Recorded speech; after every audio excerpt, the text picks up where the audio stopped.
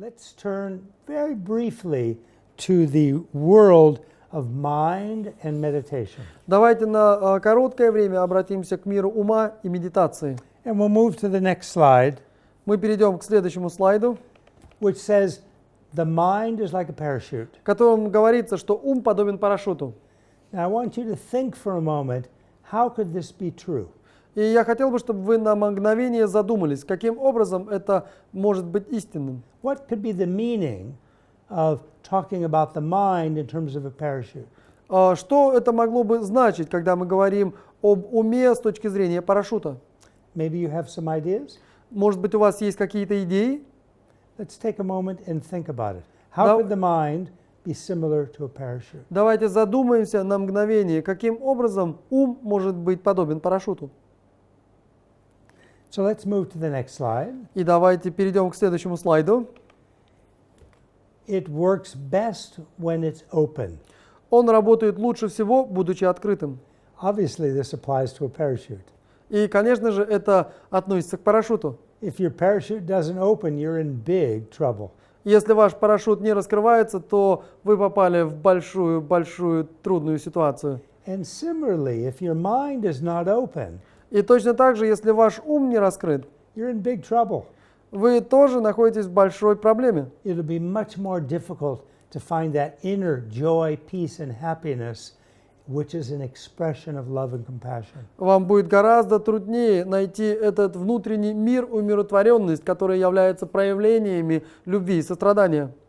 So let me say just a very few words about mind. И позвольте мне сказать совсем несколько слов о том, что такое ум. From a Buddhist perspective, mind is quite inclusive. С буддийской точки зрения ум включает в себе довольно много вещей. Is synonymous with consciousness. Is synonymous with awareness. Is synonymous with experience. And is synonymous with knowing. Ум является синонимом сознания, он также является синонимом осознавания, он также является синонимом постижения, он также является синонимом опыта. So mind or includes our thinking mind, our feeling mind, our emotional mind, our intuitive mind, and many different aspects of mind, which we could summarize in saying, the brain and the heart. It isn't the brain, it isn't the heart, but we could summarize it to say it includes like intellectual sorts of things and more feeling or emotional things.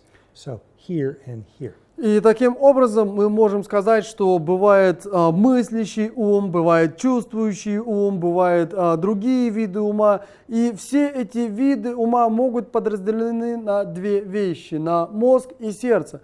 Конечно же, ум не является ни мозгом, ни сердцем, но мы можем разделить все эти виды ума на две категории. Интеллектуальные категории и категории, которые больше относятся к чувствам, к эмоциям. Now, some of the best neuroscientists around the world think that mind is an emergent property of the brain, which means it's kind of the same stuff as brain. It comes out of brain. И некоторые из самых лучших нейрофизиологов в мире говорят о том, что ум – это проявляющееся качество мозга, то есть говоря практически, что ум есть одно и то же, что и мозг.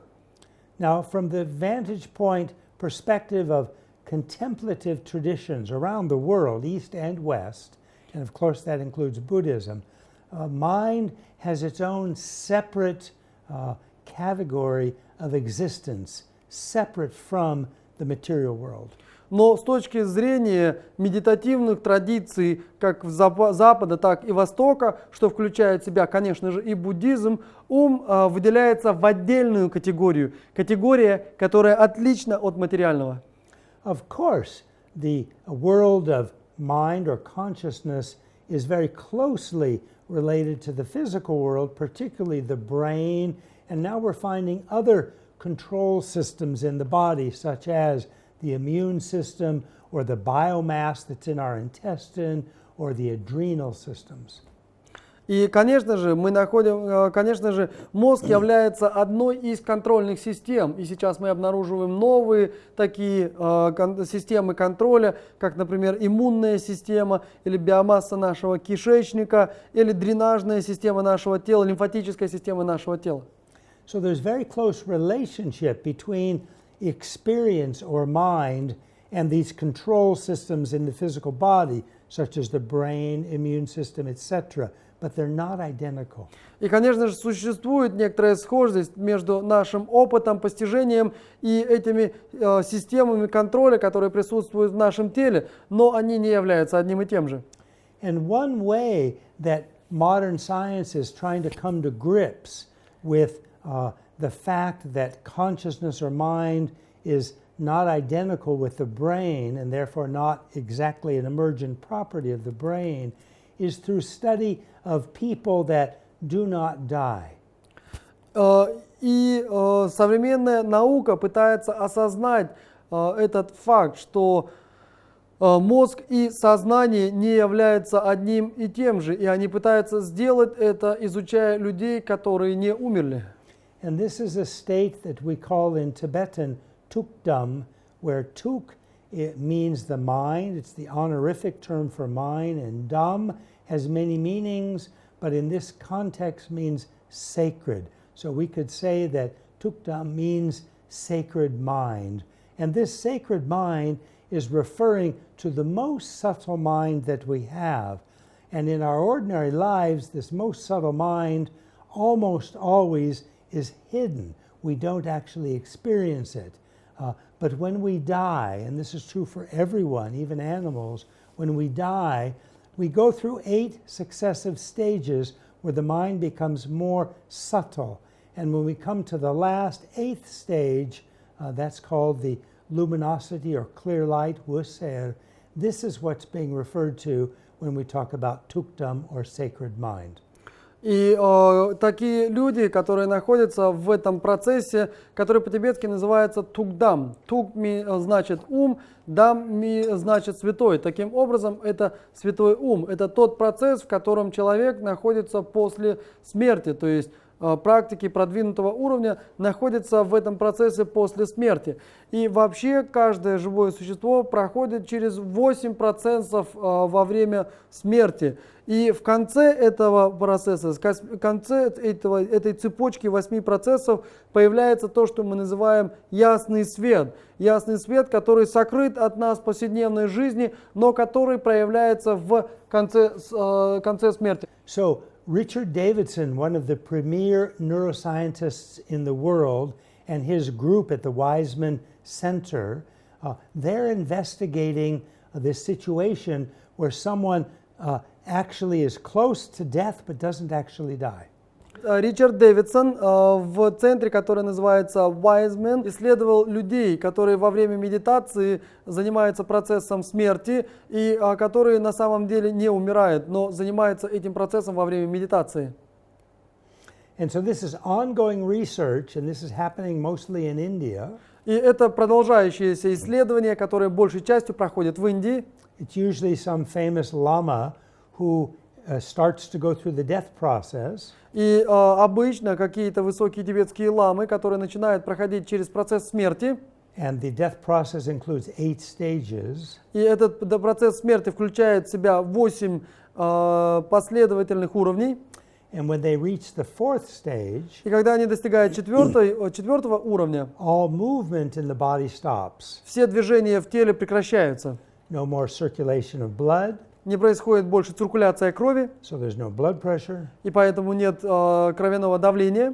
There's no more circulation of air, Не происходит больше циркуляции воздуха, so the breathing stops. и поэтому дыхание прекращается. There's no more circulation or movement of electrical impulses along the nerves. Не происходит больше циркуляции или движения электрических импульсов по нервам. So as best we know, the brain dies. И насколько мы знаем, мозг умирает.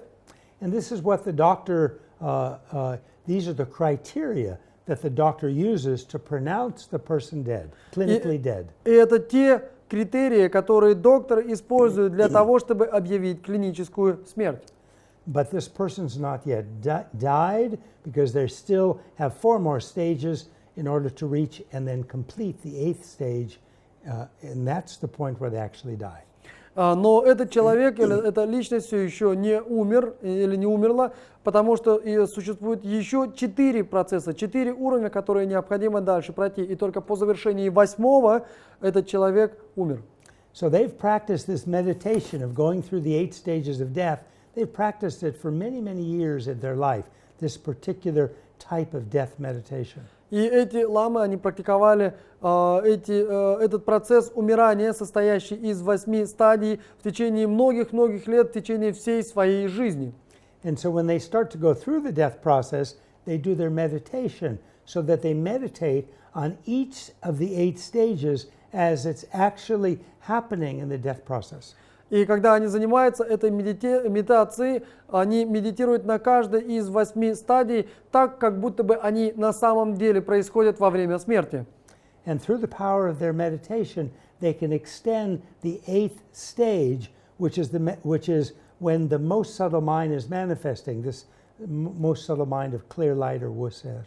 И они медитируют на этой 8 стадии так, что они могут продлять эту 8 стадию, ту стадию, на которой проявляется наитончайший ум ясного света. And every year we're able to identify maybe 1, 2, 3 good practitioners who, after the doctor says they're clinically dead, can stay alive for sometimes up to 3 weeks. И каждый год находят 1, 2 или 3 медитаторов, практикующих, которые после того, как доктора объявляют их умершими, могут находиться в этом состоянии в течение нескольких дней, вплоть до иногда даже до 3 недель. So in this state where the person is meditating during the 8th stage on clear light or wuser, their bodies remain fresh, their bodies remain flexible, so there's no rigidity or rigor mortis. И в это время, когда они медитируют на этой 8 стадии, когда они находятся в этом состоянии сознания ясного света, или по-тибетски весель, говорится, что их тело сохраняет свежесть, их конечности сохраняет гибкость, и не наступает это трупное окоченение. Their complexion of the skin stays fresh as if it was alive.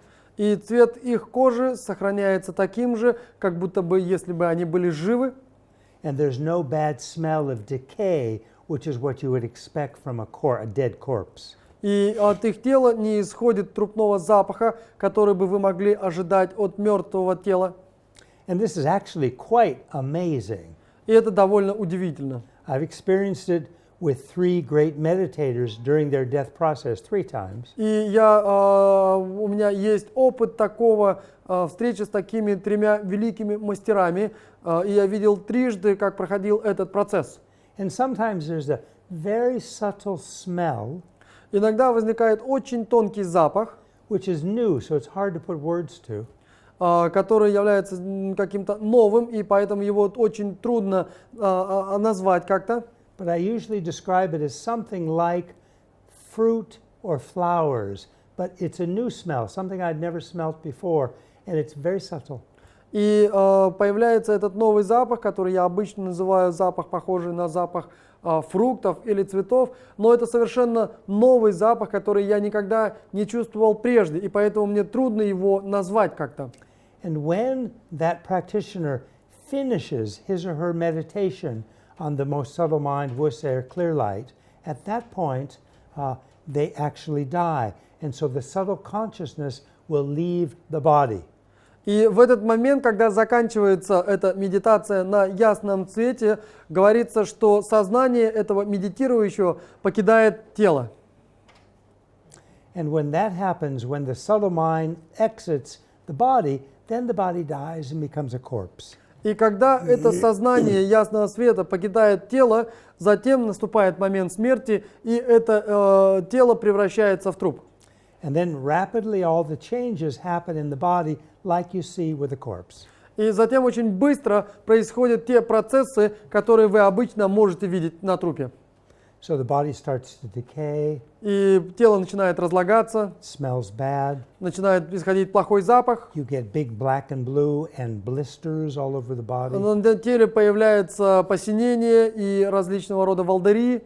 And it's obvious, and rigor mortis sets in, rigidity. Затем возникает это трупное окоченение. So it's very obvious that this is a dead corpse at that point. И становится совершенно очевидно, что это труп, что это мертвое тело. And one very interesting thing happens, which in Tibetan we call karmar. И происходит очень интересная вещь, которую по-тибетски мы называем кармар. Karmar means white-red. Кармар значит белое и красное. So we see fluid coming out of the nostril, Мы видим некую жидкость, которая выходит из носа, which is clear like water, but it's not water. Которая прозрачна, как вода, но это не вода. And another fluid coming out that's red like blood, but it's not blood. И другой флюид исходит из, который красного цвета, как кровь, но это не кровь.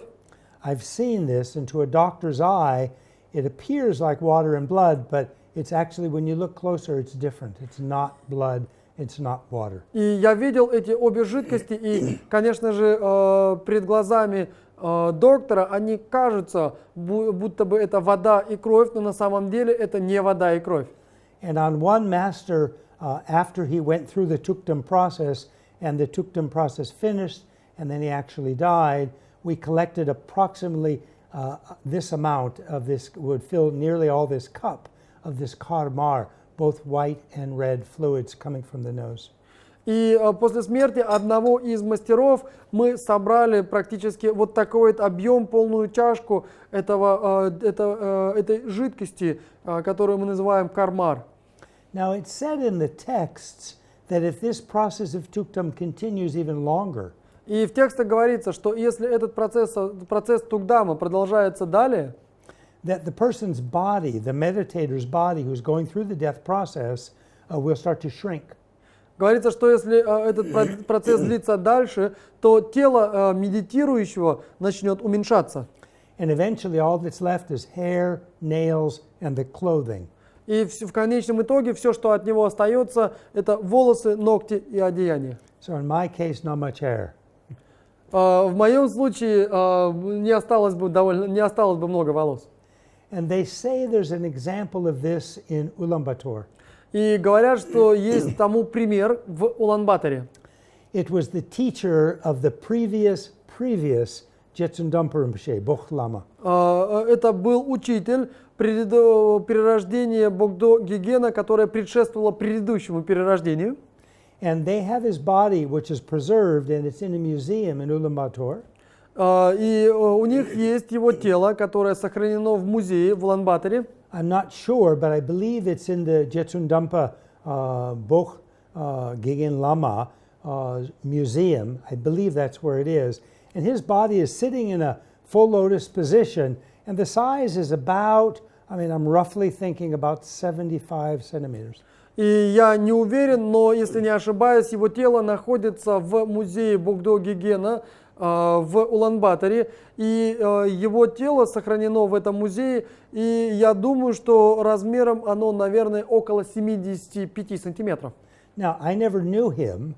И я его никогда не знал, этого ламу. So maybe he was a real short person. И, может быть, был он очень невысокого роста. But people say that his body actually shrunk when he was doing this tukdam practice. Но люди говорят, что его тело в самом деле уменьшилось, когда он занимался этой медитацией тугдам. Now the texts say that if that process continues, all that's left is hair, nails, and the clothing. And at that point, everyone can see, sometimes for weeks, arcing rainbows in the blue sky. И в тексте говорится, что тело такого медитирующего уменьшается, и в конечном итоге остаются только волосы, ногти и одежда. И иногда в течение дней или недель пространство неба наполняется радугами. And if this process continues even further, so that the person stays in that meditation on the clear light, wuser. И если человек продолжает медитировать дальше, пребывая в этом состоянии ясного света, then they will become enlightened, become a Buddha. Они достигнут полного пробуждения, они станут Буддами. And this is why we refer to the state of enlightenment or the state of Buddhahood as a deathless state. И поэтому мы называем состояние Будды или состояние пробуждения как состояние бессмертия. Now, we've just been talking at some length about the most subtle mind of clear light. И мы сейчас очень кратко поговорили о самом тонком уровне сознания, о сознании ясного света. And we'll go to the next slide, please. И давайте перейдем к следующему слайду. Consciousness is actually a continuum. Сознание на самом деле является потоком. And it's a continuum of moment-to-moment minds, which we call mental moments. И сознание таким образом это континуум или поток моментов сознания, который мы, собственно, и называем ум. So we could use the analogy of a mala, a rosary. И здесь мы можем использовать аналогию четок, или то, что мы называем мала на санскрите. And to make the analogy better, it would not be a closed circle like a mala, but it would be just a line of beads on a string with no beginning and no end. И для того, чтобы эта аналогия была лучше, мы можем представить себе, что это не замкнутый круг четок, а линия из четок, нить из четок с бусинами, которая не имеет ни начала, ни конца. So on the mala we have beads and a string. И в этих четках у нас есть нить и бусины, нанизанные на нее. The beads are analogous. Each bead is analogous to one mind moment. И каждая из этих бусин подобна или является аналогом каждого момента сознания. And the string joins these mental moments together to make them my mind or your mind. И эта нить, которая проходит через бусины, соединяет эти моменты сознания так, что мы можем назвать это моим умом или вашим умом. Now let's go to the next slide. И давайте теперь перейдем к следующему слайду. And let's look at each bead, which is analogous to one mind moment. И давайте рассмотрим каждую из этих бусин, которая аналогична каждому отдельному моменту нашего ума. Each mind moment is a composite of many different types of mind made up of primary minds and secondary minds. И каждый момент этого ума является составным, состоящим из главных видов сознания и второстепенных видов сознания. There are 6 types of primary minds. Существует 6 видов главного ума. 5 of them are related to the 5 senses, such as the visual mind, etc. 5 из них связаны с органами чувств, такими как ум видения, ум зрения. And the 6th we call a mental consciousness. И 6 это ментальное сознание. On a gross level, it is involved with thinking. На грубом уровне оно связано с мышлением. On a more subtle level, it's non-conceptual, that is, no thought. На более тонком уровне оно не концептуально, то есть без мысли, без мышления. An example would be intuition. И примером тому может быть интуиция. Another example is if we're doing throat singing or we're listening to throat singing. И примером следующего уровня был бы тот момент, когда мы слушаем горловое пение или занимаемся горловым пением. When we get absorbed into the music, at that time we're not thinking. Когда мы погружены в музыку, в этот момент мы не размышляем. And then the third level of this mental consciousness, the 6th primary mind, we call the very subtle mind. И на третьем уровне мы называем эти уровни сознания очень тонким, наитончайшим умом. That's the mind of clear light or wuser. И это и есть тот самый ум ясного света или весель по-тибетски. And that's the mind we've been talking about in terms of these meditators who are extending their death.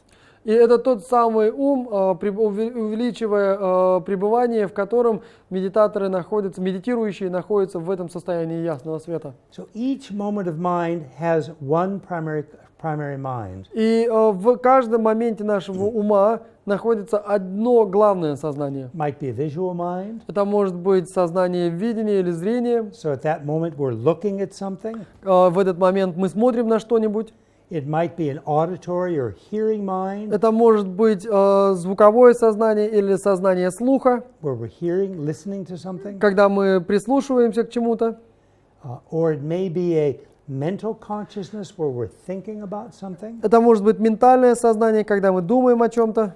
And each of those mind moments, which has one primary mind, has a collection of secondary minds. И каждое из этих главных сознаний имеет небольшую коллекцию вторичных сознаний. There are 51 of these secondary minds, И говорится, что существует 51 вторичное или второстепенное сознание, which sometimes we call in English mental factors. которое иногда по-английски мы называем mental factors, что значит ментальные факторы. And these 51 can be classified into 6 categories. И эти 51 ментальный фактор могут быть подразделены на 6 категорий. One category is called always or omnipresent. Первая категория, так называемые всегда присутствующие или все присутствующие ментальные факторы. And it contains 5 secondary minds or mental И factors. в этой группе находится 5 ментальных факторов или второстепенных сознаний. The first is intention. It's like our motivation. Первое – это намерение, которое подобно мотивации. Second is attention. It's like paying attention. Второе – это внимание, когда мы, как, например, когда мы обращаем на что-то внимание. And the third is discrimination or discernment. Третье – это развлечение. So, for example, if we're looking at a friend, we're distinguishing our friend from the chair that he's sitting in. Например, если мы смотрим на нашего друга, то мы различаем его от стула, на котором он сидит. And then, as a result of that distinguishing an object, for example, in our vision, И как пример такого, и как результат такого развлечения, мы различаем этот объект, который мы видим. we make contact with that object, Мы создаем контакт с этим объектом, and as a result of the contact, we have some feeling. и как результат такого контакта у нас появляется чувство или ощущение. And the feeling may be positive, И эти ощущения могут быть позитивные, pleasurable, то есть приятные, it may be negative or unpleasurable, и они могут быть не позитивными или по-другому or неприятными, it may be neutral. и они могут быть нейтральными. So these 5 in the category, these are mental factors, always present. They'll be there in every mind moment. И эти 5 факторов, которые находятся в этой категории, они присутствуют всегда, то есть они присутствуют каждый момент. Now the other mental factors will be there just sometime.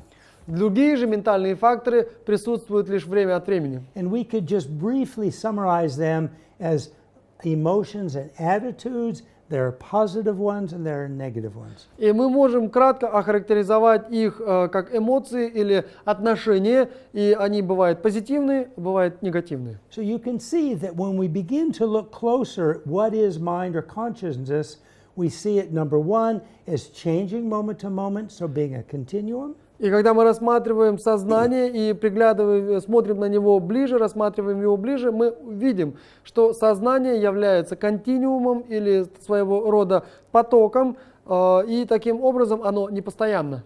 And then when we look at just one mental moment, we see it's very complex. И когда мы рассматриваем один момент сознания, мы видим, что он сложен.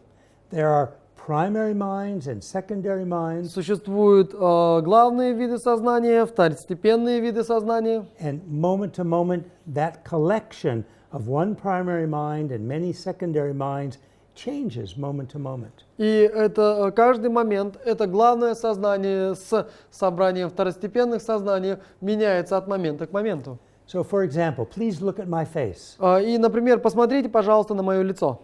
When you do that, you're using your visual mind. Когда вы делаете это, вы используете свое сознание зрения. Now, please listen to my voice. Теперь, пожалуйста, послушайте мой голос. When you do that, you're using your hearing or auditory mind. Когда вы делаете это, вы используете свое звуковое или сознание слуха. Now, I'd like you to solve a simple math problem. И теперь я хотел бы, чтобы вы решили небольшую математическую задачу. How much is 37 plus 37? Сколько будет 37 плюс 37? When you do that, you're using your mental consciousness, that sixth primary mind, to do a calculation or do thinking. И когда вы занимаетесь этой математической задачей, вы используете свое шестое сознание, которое мы называем ментальное сознание, для того, чтобы решить эту математическую задачу.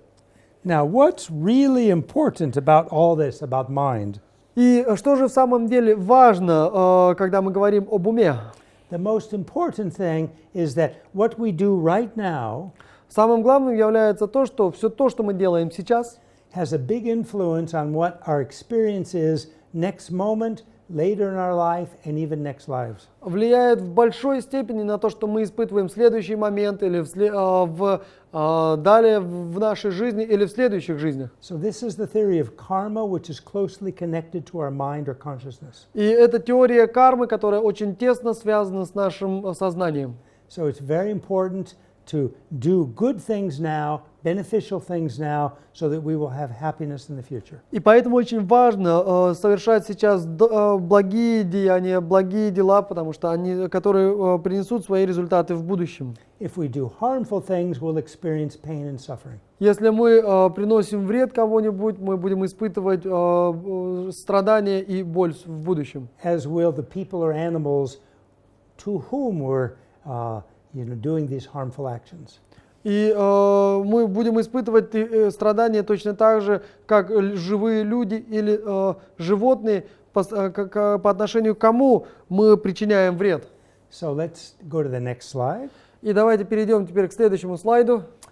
And this next slide talks about shifting our attitude И этот слайд говорит о смещении приоритетов и приоритетов в отношении. from me. Мы смещаем свой приоритет с я, Ya, to mui. на мы. So that's what we see on this slide. И это то, что мы видим на этом слайде. Ya, Я, phone. Мой телефон. My telephone means iPhone. Что значит iPhone?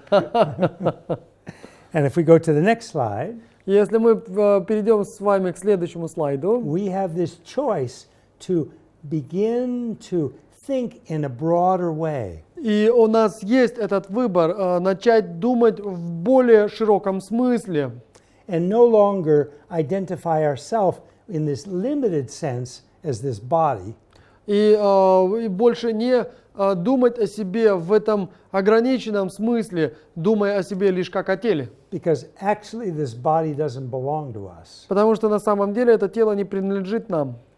This body belongs to others. Потому что это тело принадлежит другим. Who do you think is the rightful owner of this body? И как вы думаете, кто является истинными владельцами этого тела?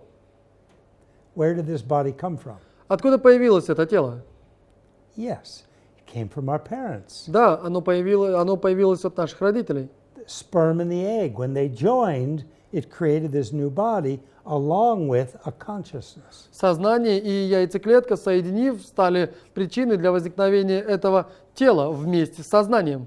So actually this body doesn't really belong to us. It really, the rightful owners are our parents. И таким образом это тело не принадлежит на самом деле нам. Настоящими владельцами этого тела являются наши родители. Now you may find this idea a little bit strange, И вам может быть показаться это странной эта идея, but it helps us loosen our tight grip that we are our body. но это помогает нам ослабить нашу хватку за представление, что мы являемся нашим телом. And it allows us to begin to expand our identity to include the whole human family and animals. И это помогает нам расширить нашу идентификацию на всю человеческую семью. So next slide, please. И давайте перейдем к следующему слайду, пожалуйста. So I can now shift to become we, include the whole human and animal family.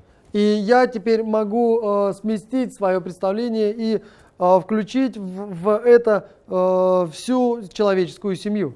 And next slide, please. И давайте перейдем к следующему слайду. I'd like to leave you with some references. Я хотел бы оставить для вас контакты.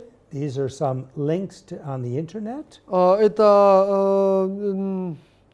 Это адреса в интернете. First is a Facebook site that's in my name, Barry Керзин. И первый это страница на Фейсбуке, моя страница Барри Керзина. It's a public figure site devoted to education about the things we've been talking about here today. И это публичный сайт, который предназначен, которым мы рассказываем о той работе, которую мы проводим, которая связана с публичными личностями. And second is a non-profit institute that is registered in America, but it's globally active, including in Russia. И следующее это институт, который зарегистрирован в Америке, но который является глобальным институтом. And the name is Altruism in Medicine Institute.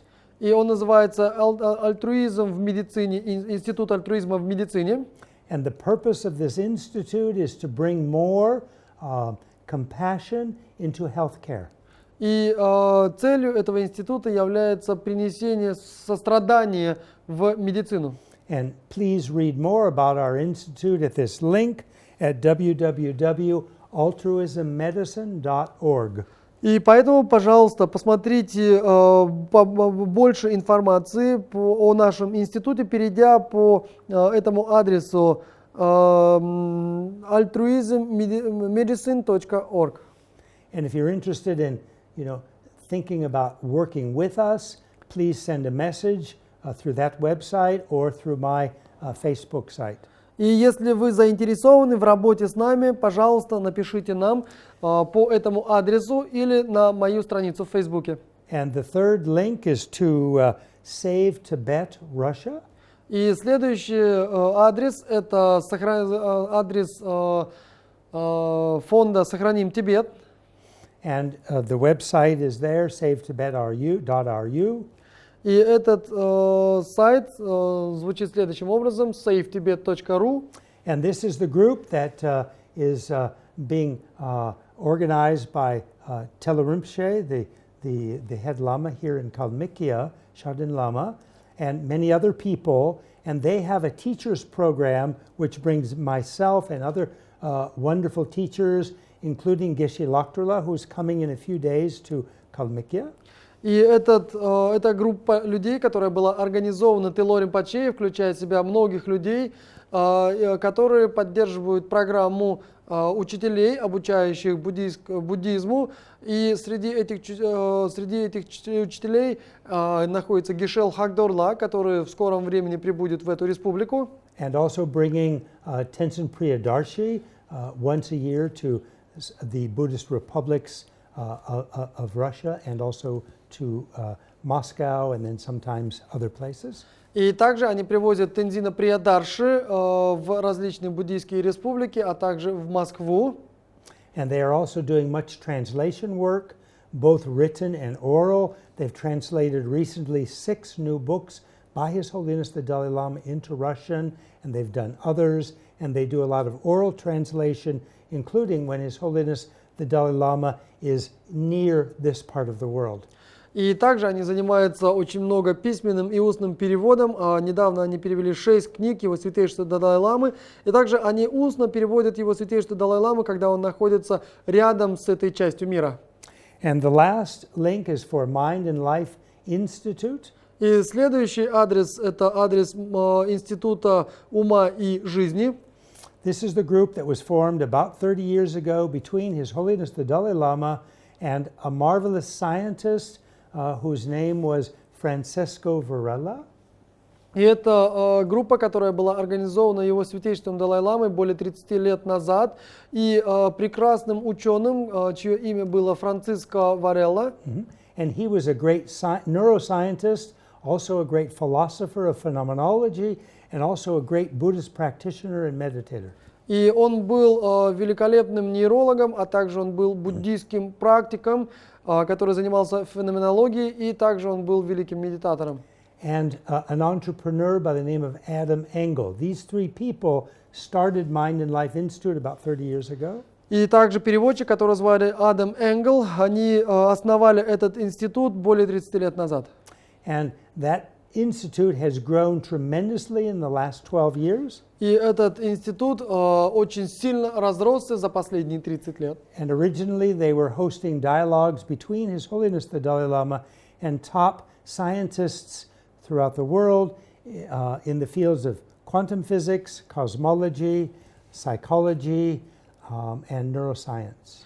И то, чем они первоначально занимались, устраивали встречи и конференции с его святейшеством Далай-ламой и ведущими учеными этого мира в области космологии, квантовой физики, нейрологии и психологии. And now the last slide, please. И сейчас мы переходим к последнему слайду. Спасибо большое. Спасибо большое. До свидания. До свидания.